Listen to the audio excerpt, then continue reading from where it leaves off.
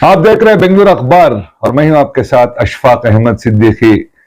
कर्नाटका में कुछ महीनों में जनरल असेंबली इलेक्शंस होने वाले हैं, जिसके लिए तमाम सियासी पार्टियां, पर्टिकुलरली अगर तीन बड़े पार्टियों का अगर मैं नाम लूं, बीजेपी, कांग्रेस और जेडीएस अपनी अपनी तैयारी कर रहे हैं। अगर जनता दल सेक्युलर की बात करें तो एक साल पहले से उन्होंने अगले साल के इलेक्शन की तैयारी कर दी और उन्होंने ऑलरेडी मिशन 123 के नाम से एक प्रोग्राम चालू किया।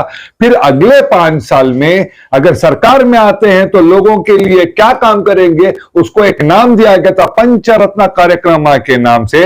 अब कर्नाटका में नई ऑर्गेनाइजेशन, नई टीम बिल्ड कर रही है। आज पार्टी मीटिंग में, आज बेंगलुरु डिस्ट्रिक्ट में आफरीन, जो यहां पर जेडीएस की जो जनरल सेक्रेटरी थी बेंगलुरु को, उनको official spokes person of the Bengaluru district announce किया है। सरप्राइज की बात यह है कि कांग्रेस पार्टी जो इल्जाम लगाती है जेडीएस पर कि बीजेपी की बी टीम है, इस बी टीम ने एक लेडी को, मुस्लिम लेडी को स्पोक्स पर्सन बनाना डेफिनेटली सरप्राइजिंग। आज हमारे साथ बात करने के लिए आफरीन जी खुद मौजूद हैं। आइए बहन आफरीन जी से बात करते हैं। मैम, वेलकम टू बेंगलुरु अखबार। सबसे एक सरप्राइजिंग लग रहा है कि एक माइनॉरिटी की औरत को बेंगलुरु डिस्ट्रिक्ट का स्पोक्स पर्सन बना दिया गया है। कैसा महसूस करें आप? अस्सलाम वालेकुम रहमतुल्लाहि बरकातहू।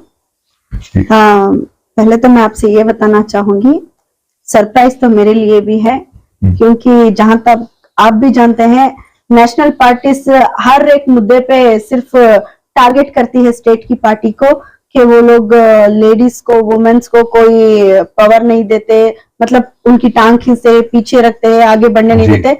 तो जो भी इनका ये गलत फहमी है इनके दिमागों में, वो निकाल दें। तो मैं पहले शुक्रिया अदा करना चाहूंगी हमारे HD कुमारस्वामी सर का और इब्राहिम साहब का और जफरुल्लाह खान साहब का, प्रकाश सर का, शरवणा सर का, रमेश सर का, क्योंकि ये जितने भी बड़े बड़े लीडर्स हैं उन्होंने मुझे चुना है।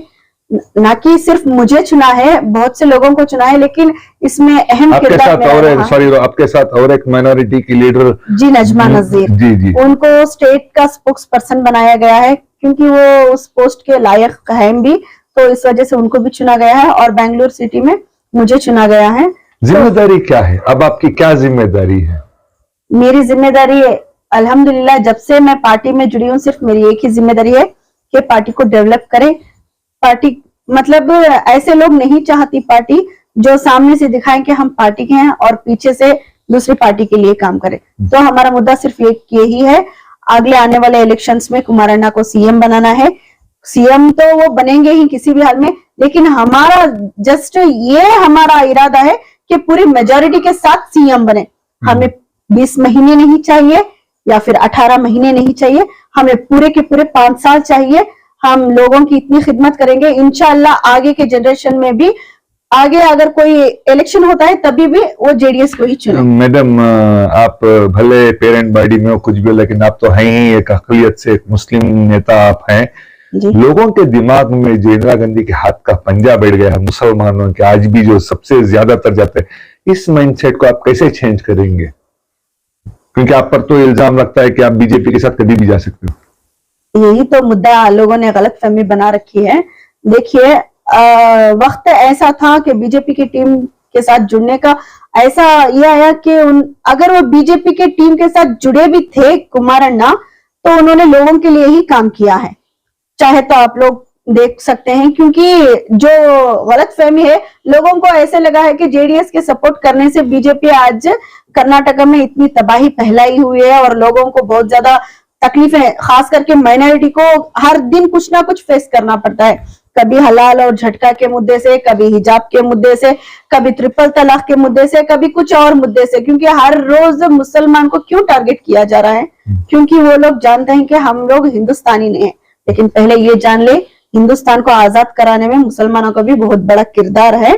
और रही बात आगे, इंशाअल्लाह मैं लोगों से ये गुजारिश करूंगी, आवाम से जो गलतफहमी उन लोगों ने बीजेपी के साथ मिलने की बना रखी है, उसको दिमाग से निकाल दे।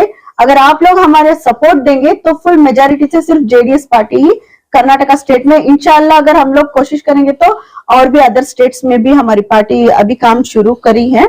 और मैं ये कहना चाहूंगी, कांग्रेस का भी हाल चाल लोग देख रहे हैं, क्योंकि हमारे बाप दादा के जमाने से बहुत सारे लोग सिर्फ कांग्रेस पार्टी के फेवर में वोट कर रहे थे, यहाँ तक के हमारे अम्मी अब्बा तक वोट करने वाले थे।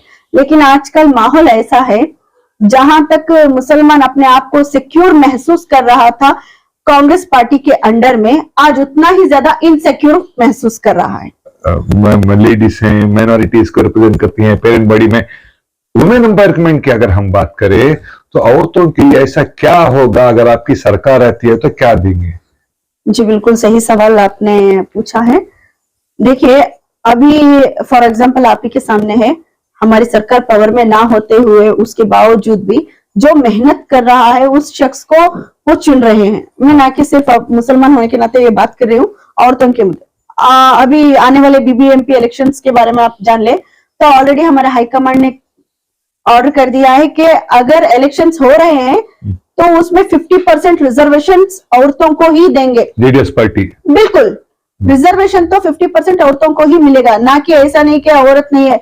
और बहुत से लोगों के दिमाग में गलतफहमी है, जेडीएस पार्टी वीक है, उनके पास वुमेन एम्पावरमेंट ऐसा कुछ भी नहीं है, वुमेन टीम नहीं है। इंशाअल्लाह आने वाले दिनों में हम बताएंगे जेडीएस के वुमेन्स क्या कर सकते हैं, क्योंकि हम लोगों को शो ऑफ करना नहीं आता, रोड पे बैठ के प्रोटेस्ट करना नहीं आता। अगर प्रोटेस्ट करने के लिए आते भी हैं रोड पे तो किसी ना किसी जरूरी मुद्दे से आते हैं, ना कि लोगों को हम लोग खरीद के अपनी पार्टी का प्रचार करते हैं। इंशाअल्लाह हमारे जितने भी लेडीज इलेक्शंस में उतरेंगी फील्ड में, अल्लाह से दुआ यही करूंगी कि आवाम के दिलों में जेडीएस पार्टी के लिए प्यार और मोहब्बत डाल दें, और ताकि हम लोग ज्यादा से ज्यादा मेजोरिटी में जीत जाएं। बस मैं यही लोगों से कहना चाहूंगी। Thank you so very much. ये थे हमारे साथ नए पार्टी के ऑफिशियल बेंगलुरु डिस्ट्रिक्ट के स्पोक्स पर्सन आफरीन जी, जिनका कहना था कि हवा का रुख बदल रहा है, जो पर्टिकुलर माइनॉरिटीज है वो कांग्रेस से हटकर जेडीएस और दूसरी तरफ आ रहे हैं। ये तो वक्त ही बताएगा।